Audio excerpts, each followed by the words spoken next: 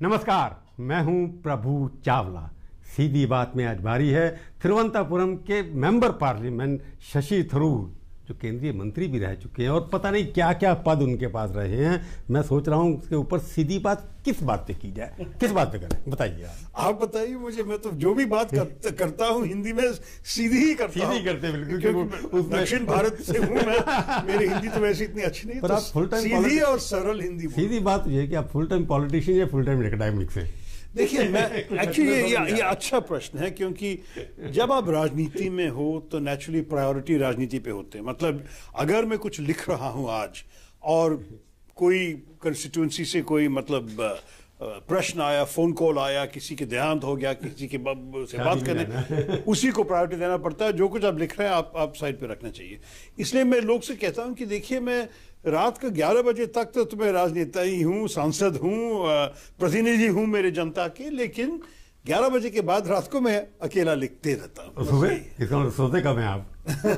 11 बजे के बाद अगर लिखना शुरू करते हैं, सोच के ही लिखता हूं मैं। सुबह 7 बजे घर में लोग आ जाते होंगे। 3 बार आप जीते हैं तिरुवनंतपुरम, तो कोई एमपी नहीं जीता आज तक वहां पर। आपने रिकॉर्ड बनाया वहां पर तिरुवनंतपुरम के लिए। बिल्कुल रिकॉर्ड है, क्योंकि किसी ने मेरे ख्याल में 11.5 साल से ज्यादा नहीं की। मेरा तो भी 12.5 हो गया। क्योंकि मैं इसलिए पूछा हूं कि फुल टाइम राजनीति तिरुवनंतपुरम से कांग्रेस के नेता बन के आप बाहर आए, इंटरनेशनल आपने करे, आप नेशनल सिटीजन हैं, भारतीय हैं या इंटरनेशनल सिटीजन हैं। कई बार आपके पढ़ने से, आपके जो लिखते हैं, पता नहीं लगता कि आप क्या हैं, आपकी फिलॉसफी क्या है। देखिए, मैं तो बिल्कुल एक भारतीय नागरिक और एक भारतीय देशभक्त के रूप में लिखता हूं। उसके ऊपर तो कोई शक नहीं है। आपकी बात मैं कह रहा हूं कि जब सोचने का तरीका है, कई बार आपका होता है कि 2000 जब मोदी जी ने स्वच्छ भारत के लिए एम्बेसडर चुने थे, तो आप चुना था उन्होंने। तुमको लगता हो कि आप न्यूट्रल आदमी है, परंतु न्यूट्रल नहीं, मेरे ख्याल में। उसके बाद क्या किया स्वच्छ भारत का पता नहीं मेरे को। आपने क्या किया, उन्होंने क्या किया, मेरे दोनों को भूल गए आप लोग। मेरा तो मैं बता सकता हूं, लेकिन एक उसका पहले साल में मेरे ख्याल में वो ऑपोजिशन के साथ, विपक्ष के साथ काम करने के लिए तैयार था, और इसलिए विपक्ष के एक आदमी को ले लिया, मुझे ले लिया। मेरे ख्याल में 1 साल के बाद अभी कोई उदाहरण नहीं मिलेंगे आपको जो मोदी जी ने कोशिश किया कि विपक्ष के लोगों के साथ कोई भी प्रोग्राम एडवांस करे। मेरे ख्याल में वो चेंज अच्छा नहीं था। वो परिवर्तन जो उनके ही कंडक्ट में आ गया, देश के लिए अच्छा नहीं था। जब वो शुरू किया, वो चाहते थे कि मैं सबका प्रधानमंत्री हूं, सबके साथ विकास करेंगे। इस सबका साथ, सबका विकास, और सबका मुझे विश्वास। ये स्वच्छ भारत विषय पे मैंने सोचा कि जब महात्मा गांधी ने खुद कहा था कि स्वच्छता स्वतंत्रता से ज्यादा महत्वपूर्ण है, तो मैं कैसे मना करूं। तो मैंने कहा ठीक है, मैं करूंगा। हमें 75 करोड़ का एक प्रोजेक्ट प्रपोज करने की जरूरत है, क्योंकि ये सब तो छोटी सी बात नहीं है कि जो 6 घंटे में जाके एमपी काम किया और इससे स्वच्छ हो गया। मैंने कुछ एक प्रोजेक्ट कलेक्टर साहब के साथ बना के प्रधानमंत्री को भेज दिया था कि हमारे कैनाल्स को साफ करने के लिए, क्योंकि वो तो लाइफ ब्लड है हमारे तिरुवनंतपुरम के। हाँ, पीने लायक पानी सब कुछ होगा उससे। लेकिन मुझे जवाब भी नहीं मिला।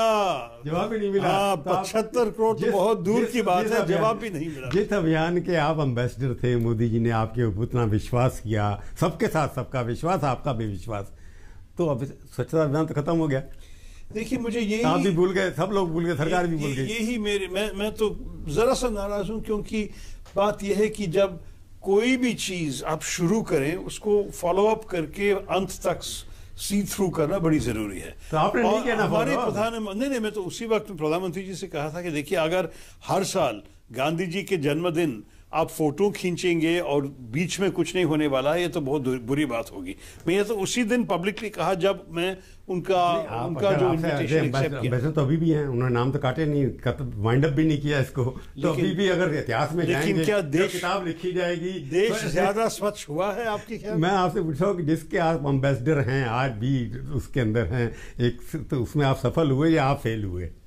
नहीं, मेरे ख्याल में मेरे तरफ से जो कुछ कर सकता हूं का कंट्रीब्यूशन, मेरा जो छोटी से जो योगदान था वो तो मैं कर चुका हूं, मैं अच्छी तरह किया। अगर केंद्र सरकार फंडिंग कैश दे दिए हमारे राज्यों को कि आप स्वच्छता के लिए ये सब कर दीजिए, अब आप रिपोर्ट दीजिए, बेहतर होगा। सब कुछ सेंट्रलाइज करने से मोदी जी मेरे ख्याल में गलत कर रहे हैं। मैं देख रहा हूँ कि आप हिंदी बहुत अच्छी बोल रहे हैं। हिंदी बोलने का पॉलिटिशियन हिंदुस्तान में होना है तो हिंदी सीखनी पड़ेगी, ये भी आपको समझ में आ गया होगा, इसी से हिंदी सीखी आपने। नहीं, मैं तो हिंदी वैसे भी इस किस्म की हिंदी में बोलता था पहले भी, लेकिन मुझे पता है कि काफी गलतियां हैं। ये लिंग पता करना, क्योंकि ना मलयालम में ना अंग्रेजी में लिंग होते हैं, तो हमारे मन में कोई लॉजिक नहीं कि ये मेज क्या स्त्रीलिंग है या पुल्लिंग है, और क्यों।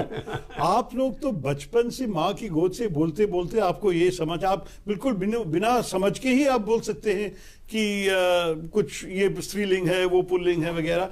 हमें तो ये सीखना बहुत मुश्किल होता है। तो मुझे सवाल इसलिए पूछा कि क्या शशि थरूर हिंदी इसलिए ज्यादा अच्छा बोलने लगे कि उनको भी राष्ट्रीय नेता बनने का कोई लगता है सपना आ गया। देखिए, मेरे राजनीति तो केरल में है, जहां मैं मलयालम बोलता हूं। वहां मुझे हिंदी बोलने की खास जरूरत नहीं है, लेकिन वहां भी कुछ वोटर्स हैं, जैसे हमारे तिरुवनंतपुरम से ज्यादा बढ़िया, आप तो ग्लोबल कॉन्स्टिट्यूंसी है ना। मेरे एक्चुअली तिरुवनंतपुरम में करीब 2-3 महीने पहले गहलोत साहब आए थे, और वहां उनका राजस्थानी सभा, केरला के राजस्थानी सभा, उनके लिए बहुत बड़ा रिसेप्शन किया। मैंने 5-10 मिनट की भाषण हिंदी में दी, तो आप YouTube में देख सकेंगे। मैंने तो नहीं, मैं इसलिए पूछ रहा हूं कि आप तो मैं बोल रहा हूं कि मैं बोलता हूं कभी कभी तिरुवनंतपुरम में भी, लेकिन 90% मुझे हिंदी इस्तेमाल करने की जरूरत नहीं है। और पार्लियामेंट में मैं अंग्रेजी बोलता हूं, क्योंकि मुझे छोटी सी गलती भी नहीं चाहिए। तिरुवनंतपुरम से बाहर निकल के आवा के तो हिंदी जरूर पड़ती है ना आपको कनेक्ट करने के लिए, या अंग्रेजी में ही करेंगे एलिट के साथ? नहीं, मैं तो देखिए, मैं जो भारत में कहीं भी जाता हूं, मैं तो नेचुरली वहां की भाषा बोलने की कोशिश करता हूं। जरा सा बांग्ला भी बोलता हूं कलकत्ते में, आपके साथ जरूर कभी हिंदी भी बोल सकता हूं। तो मैंने हिंदी में कभी पॉलिटिकल भाषण आपको करते हुए कंस्टिट्यूंसीज में कहीं आउटसाइड जो आपकी कंस्टिट्यूंसी इंटेलेक्चुअल है, एकेडमिक है, जो सेमिनार्स हैं, उसमें कभी हिंदी में भाषण करते हुए देखा नहीं। इसलिए मैं कह रहा हूँ पॉलिटिक्स कनेक्शन तो नहीं है हिंदी का, थोड़ा बहुत ज्यादा नहीं करता। बड़ी कॉन्स्टिट्यूंसी को एड्रेस करना तो हिंदी सीखनी पड़ेगी।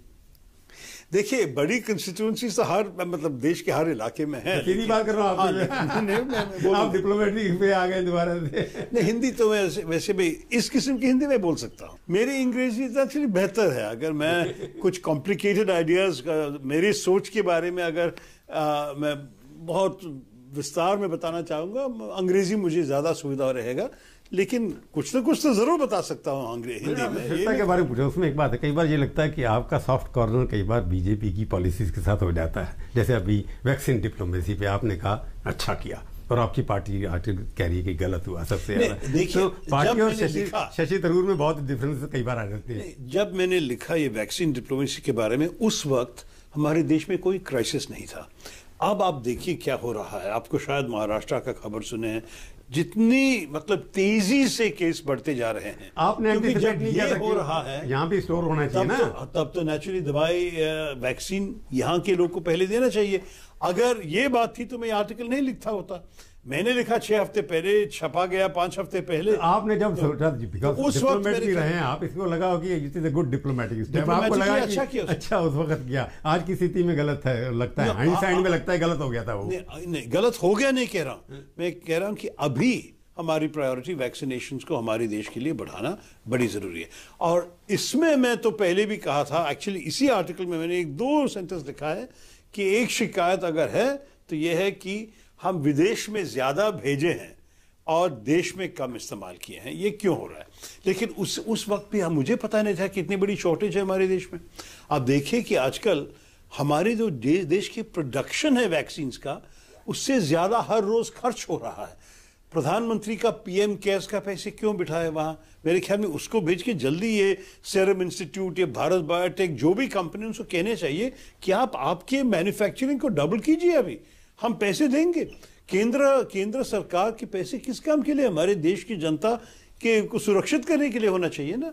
तो मेरे ख्याल में ये सब गलतियां जो आजकल चल रहे हैं, इसको बोलना तो ये सिर्फ नहीं, ये सब विपक्ष की जिम्मेदारी नहीं है। मेरे ख्याल में ये देश के हित में हमें बोलना चाहिए। जिम्मेवार क्या, जब जितने केसेस फैल रहे हैं उसके लिए अब सब पार्टियां जिम्मेवार हैं। केरला में आपने इलेक्शन किया, बिना मास्क के कैंपेन किया, वेस्ट बंगाल में किया, सब जगह किया, तो आप लोग इक्वली जिम्मेवार है ना कि आप लोगों ने जनता के साथ धोखा किया है। चुनाव जीतनी, सत्ता जीतनी है हमारे को, मेरे ख्याल में कुछ हो जाए, लोग मर जाए। इस हालत में तो शायद चुनाव नहीं होना चाहिए था, लेकिन हाँ, जब चुनाव होता है बात। और लोग वोट मांगने जा रहे हैं तो आपको पता है कि किसी को आप लोग नहीं, मास्क पे आप मास्क पहन के जनता के साथ जाते हैं, लेकिन जब आप मंच पे चढ़ जाते हैं आप मास्क उतारना पड़ेगा। लोग चिल्लाते हैं कि नीचे खड़े आप, जो नीचे आपके मुस्कुराहट देख के ही वोट देंगे, आपको मास्क देख के तो वोट नहीं देने वाले। मुस्कुराहट शक्ल देख के वोट पड़ती है। लेकिन मैं कुछ और कह रहा हूँ, आपके जो नीचे फॉलोअर खड़े हैं, जो सुनने आए, आपका सुंदर चेहरा देखने आए हैं, आपकी स्माइल देखने आए हैं, भी मास्क से हो जा रहा है, उनके पास है ही नहीं। तो आपने अपील भी नहीं की कभी स्टेज से किसी ने? मैंने आज तक नहीं देखा ऊपर से लेके नीचे तक नेता के कि आप क्यों आए हैं बिना मास्क के, आप मास्क पहनिए नहीं तो मैं भाषण नहीं करूंगा। ये तो कभी नहीं कहा आपने, किसी ने नहीं कहा, एक नेता ने नहीं कहा। सही बात है, सही बात है। तो आप सब लोगों को लगता है कि आप सब लोग रिस्पॉन्सिबल है ना, जो आज स्थिति आ रही है वेस्ट बंगाल में, केरला में भी केस बढ़ रहे हैं, केरला में तो मेरे साथ जो लोग प्रचार किए उनके भी केसेस अभी बढ़ते जा रहे हैं, मतलब राजनेता उनके, और हमारे केरल के 2-3 बड़े नेता भी अस्पताल में हैं, क्योंकि मास प्रोटोकॉल मुख्यमंत्री आज अगर आके जी इलेक्शन के में वहां पर तो 20% केस हैं, 2 लाख लोग हो रहे हैं। आपको लगता नहीं कि पॉलिटिशियंस ने हिंदुस्तान की जनता को बिट्रे किया है, धोखा दिया है? कंडक्ट जो दूसरा what you preach you don't practice. देखिए प्रभु जी, राजनेता की ये एक दिक्कत है कि अगर इलेक्शंस हो रहा है, अगर चुनाव हो रहे हैं, तो उनका काम अगर उन्होंने नहीं किया तो शिकायत ये मिलेगी कि राजनेता घर पे बैठ के कैसे वोट मांग रहा है और दूसरों से जाके वोट मांगे। बिलियन फॉलोअर्स आपके हैं, बिलियन फॉलोअर्स होने जा रहे हैं, प्रधानमंत्री रिकॉर्ड है उनके ऊपर, सबके जितने भी बड़े नेता हैं सबके ट्विटर पे, फेसबुक पे, टीवी पे, आप वो उसके माध्यम से भी तो चुनाव कर सकते थे। देखिए इलेक्शन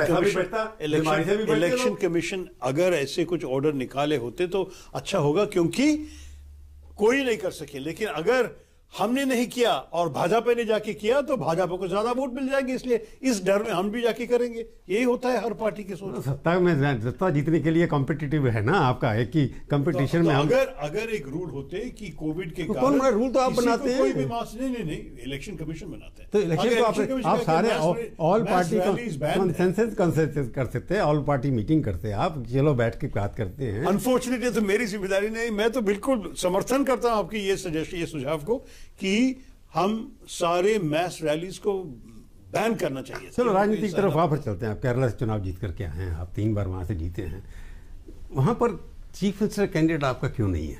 नॉर्मली ये होता है ना कि चीफ मिनिस्टर कैंडिडेट अनाउंस करते हैं, लेफ्ट का कैंडिडेट वहां पर है, जब हम बीजेपी का भी अनाउंस कर दिया उन्होंने,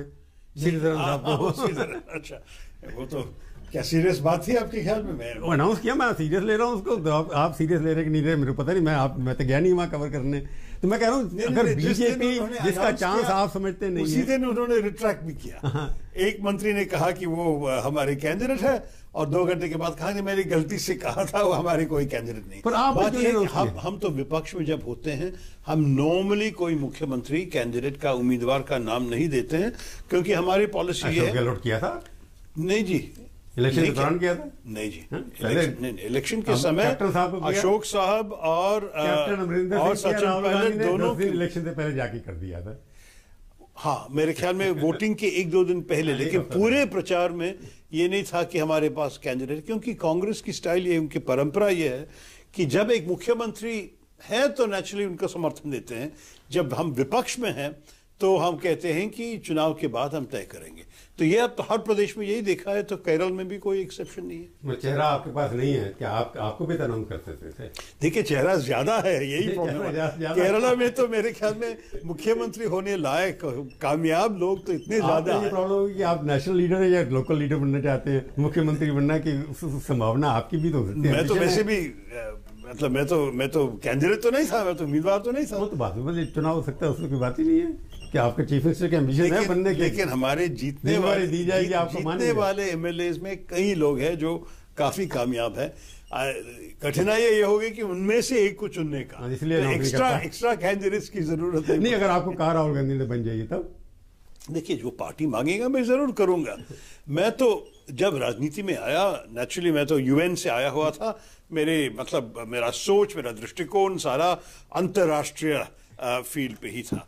उसके बाद में एक राजनीतिक तौर पे भारतीय विषय पर अच्छी तरह सोचने का और भाषण देने का। आपका वो किस्सा है, थिंक ग्लोबल एक्ट लोकल, आपका तो ये प्रॉब्लम। हाँ, तो ये होगा। तो think used to think global, now I speak national, tomorrow I will act local, why not? नहीं, लेकिन पार्टी की जो जिम्मेवारी देगी आप मानेंगे उसको, यही तो हर पार्टी वर्कर रहे। लेकिन मुझे नहीं लग रहा है कि पार्टी मांगने वाला है, इसलिए आप जो भी आप क्वालिफाइड नहीं है क्या? क्वालिफाइड तो क्यों नहीं हो? 3 बार जीते आप, कौन है इसके बाद पार्टी नहीं मानेगी आपको? क्या आप तो रेबल लीडर तो है नहीं आपकी इमेज अभी तक तो वो नहीं है। नहीं, देखिए ये रेबल की बात क्या, मेरे ख्याल में ये सारे लोग जो आप लोग रेबल्स बताते हैं वो लोग रेबल्स नहीं है, वो सिर्फ कहते हैं कि पार्टी को मजबूत करनी चाहिए और इसके लिए वो चाहते थे कि कोई प्रोसीजर्स, कोई इंस्टीट्यूशंस को रिवाइव करें पार्टी के अंदर। मेरे ख्याल में वो रेबल्स नहीं है, सारे कांग्रेसी हैं और जो उनमें से जो लोग हैं जो कांग्रेस के लिए उन्होंने बहुत अच्छी तरह। केरला में अजीब चीज है कि पहली बार देखा कांग्रेस पार्टी भी हिंदू कार्ड खेल रही है। आपने मैनिफेस्टो कमेटी के चेयरमैन उसमें आप, अब शबरीमला के लिखा कि औरतों के लिए जो भी महिलाओं के लिए होगा हम उसको मानेंगे। ये हिंदू कार्ड केरला में एलडीएफ यूडीएफ ये दोनों खेल रहे हैं। ये परिवर्तन बीजेपी का कॉन्ट्रीब्यूशन है ना। मोदी जी को आप क्रेडिट देंगे कि केरला में भी हिंदुत्व का इशू। इस विषय पे एक्चुअली सही बात कहूं तो हर मजहब का स्टैंड एक ही है। आप देखिए कैथोलिक चर्च अगर आप देखना चाहते हैं, मैं तो नहीं, कांग्रेस ने पहली बार उठाया वहां पर इशू ना हिंदुत्व का। हिंदुत्व इशू नहीं उठाया, हमने उठाया कि लोगों को, जब जजमेंट आई थी तब आपका रिएक्शन कुछ और था। शुरुआत में कुछ दिनों की नेचुरल रिएक्शन जो कांग्रेस का स्टैंड रहता है वहां पर, अब आपका अननेचुरल लगता है। अननेचुरल नहीं है, बात यह है कि जनता से बात करके, औरतों से बात करके हमें यह पता चला कि विश्वास की बातें विश्वासियों को छोड़ दीजिए आप। मतलब जो अपने विश्वास को मनाना चाहते हैं, आप आके बाहर से आके ये बदलना ठीक नहीं है। तो ये मैं कह रहा था कि बीजेपीकरण हो गया, बीजेपीकरण की विश्वास की बात लोगों पर छोड़ दिया। राम भी फेस का सवाल था। बहुत बड़ा फर्क है। भाजपा चाहते हैं कि वो लोग आके सरकार के रूप में आके बता दे लोगों को किस किस्म का विश्वास को बनाना। उससे पहले हम कहते हैं कि ये सब प्राइवेट, हम कहते हैं कि धर्म तो मंदिर में छोड़ दीजिए, रसोई घर में जो भी लोग बनाना चाहते हैं उसको करने दीजिए। भाजपा ऑपोजिट है हमारा। भाजपा कहते हैं कि नहीं हम नहीं चाहेंगे कि आप इनसे करें, ये तो लव जिहाद है, हम वो नहीं खा सकते हैं क्योंकि ये तो हमारे खिलाफ है। वो मतलब सारे चीज में इंटरफेयर करने वाले पार्टी है बीजेपी। तो हम कहेंगे कि कांग्रेस कहते हैं कि लोगों के प्राइवेट स्पेस को आप रिस्पेक्ट करें, आप इज्जत दे दें। अगर किसी के मजहब कहते हैं, किसी का धर्म कहते हैं कि इस किस्म की चीज चलेगा नहीं चलेगा, आपकी ये तो सरकार की बिजनेस नहीं है। हम चाहते हैं कि लोगों को अपनी रीति से जीने आप दे दीजिए, बस यही जो opportunism is not monopoly of any political party. लगता नहीं है आपका ये कि जैसे तो आप लेफ्ट के खिलाफ कांग्रेस पार्टी केरला में लड़ रही है, बिल्कुल, और वेस्ट बंगाल उनके साथ खड़े होकर भाषण दे रहे हैं राहुल गांधी जी। ये क्या है? ये कन्वीनियंस नहीं है क्या? इतिहास तो अलग है ना दोनों जगह में। इतिहास क्या होगा? आइडियोलॉजी तो एक है। Ideology changes from place to place, regional ideology बन जाती है। वेस्ट बंगाल कांग्रेस देखिए, you can define ideology according to region ना। नो आइडियोलॉजी तो नेचुरली हमारे तो काफी डिफरेंस, हम तो मार्क्सिस्ट थोड़ी है के अंदर। हम सिर्फ ये कहेंगे कि आइडियोलॉजी के फर्क के बावजूद अब अगर आप देखिए कुछ विषयों में हम तो बिल्कुल एक ही, फॉर एग्जाम्पल ये जो पंथ निरपेक्षता के विषय, जो सेक्युलरिज्म के बाद में, उस विषय पे तो लेफ्ट और कांग्रेस एक ही स्टैंड गए पार्लियामेंट के अंदर पे। सेक्युलरिज्म तो डिक्शनरी से खत्म हो गया लगता है, मोदी ने काम खत्म कर दिया। इस विषय पे जो हम चाहते हैं कि सारे समुदाय के लोग को आप बिल्कुल सम्मान दें। इसका अपॉर्चुनिज्म नहीं कहेंगे, बिल्कुल नहीं। वेस्ट बंगाल में कहेंगे कि हमारे को लेफ्ट को वोट दो, ममता दीदी को।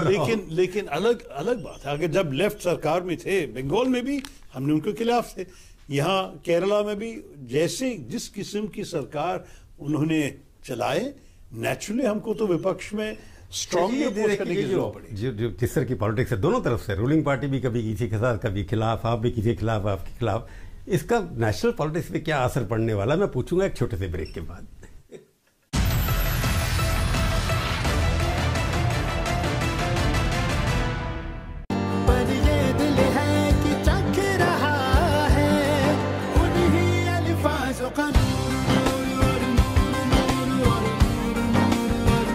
दूर कितना भी जाओ, इस जुबान से दूर ना जा पाओगे। विमल, बोलो जुबान केसरी। चटपटा प्राइम टाइम, खबरदार मसाला प्राइम टाइम, आ जाओ आ जाओ आ जाओ। भाई साहब चटपटा प्राइम टाइम, मैं तो कहता हूँ 2 ले लीजिए, प्रीपेड भी दिखाइए ना। क्या भाई साहब, सेम मसाला आप दूसरे चैनल को भी चिपका रहे? अरे मैं तो कहता हूँ कुछ एक्सक्लूसिव दीजिए ना। अरे यार उनकी गाड़ी आ गई, चला हो सकता है आज कुछ खरीद ले। भागो रे भागो रे भागो रे भागो, बेचो रे बेचो रे बेचो रे बेचो, भागो रे भागो रे भागो रे भागो। मैडम एक बार ये न्यूज वाला अचार ट्राई करिए मैडम, अगर टीआरपी नहीं आए ना तो पैसा वापस। ये कमबख्त आज तक वाले हमारी अचार की दुकान बंद करवा के रहे। जी मैडम, बिना अचार के न्यूज में मजा कहाँ? गलत जगह ट्राई कर रहे हैं आप।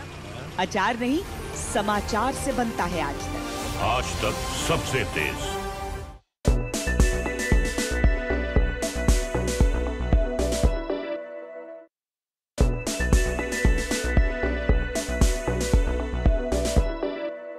आज तक के वीडियोस देखिए HD क्वालिटी में भी। आज ही YouTube पर सब्सक्राइब कीजिए आज तक HD चैनल, सबसे तेज सबसे ज्यादा। आज तक के साथ लगातार जुड़े रहने के लिए डाउनलोड कीजिए आज तक का मोबाइल ऐप।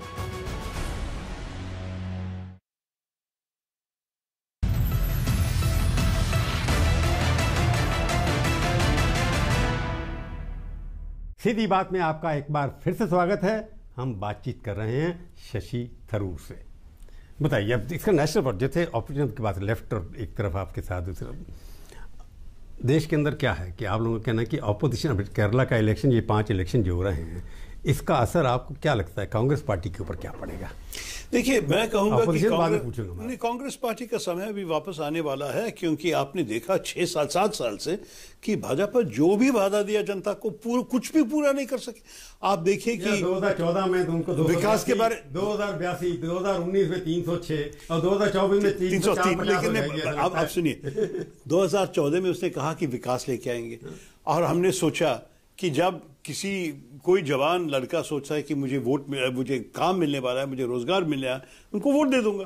5 साल के बाद रोजगार नहीं था, विकास नहीं था, तो अभी बात ही 5 साल बाद 306 सीटें हो गया। सुनिए तो क्या बताया, लोगों का विश्वास मोदी के ऊपर 56 है। की छाती, पाकिस्तान, बालाकोट, आतंकवादी, ये सब बात करके बिल्कुल मस्कुलर नेशनलिज्म। सुनिए, विश्वास तो है ना उनके ऊपर, आपके पास तो नेता ही नहीं है, विश्वास क्या करे? लेकिन 5 साल विकास के बारे में वोट मांगा, विकास नहीं दिया। उसके बाद ये मस्कुलर नेशनलिज्म के बारे में, देशभक्ति के बारे में वोट मांगा। नहीं, कांग्रेस का अगर मैं सवाल आपसे पूछा, छोटा जवाब चाहिए। और 5 साल के बाद क्या बाकी है बताने के लिए? वो तो आपका नेता भी नहीं है, क्या मांगेंगे उनके खिलाफ? मोदी के खिलाफ कौन? इस चुनाव के लिए हम सब एक साथ बिल्कुल पूरे दिल से काम किया। अभी ये रिजल्ट हार गए तो क्या होगा? कांग्रेस खत्म ना? नहीं, इतनी जल्दी खत्म नहीं हो सकता।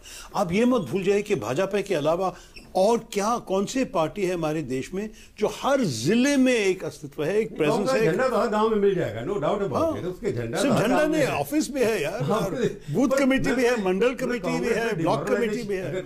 आपको लगता है कि जीतेंगे आप?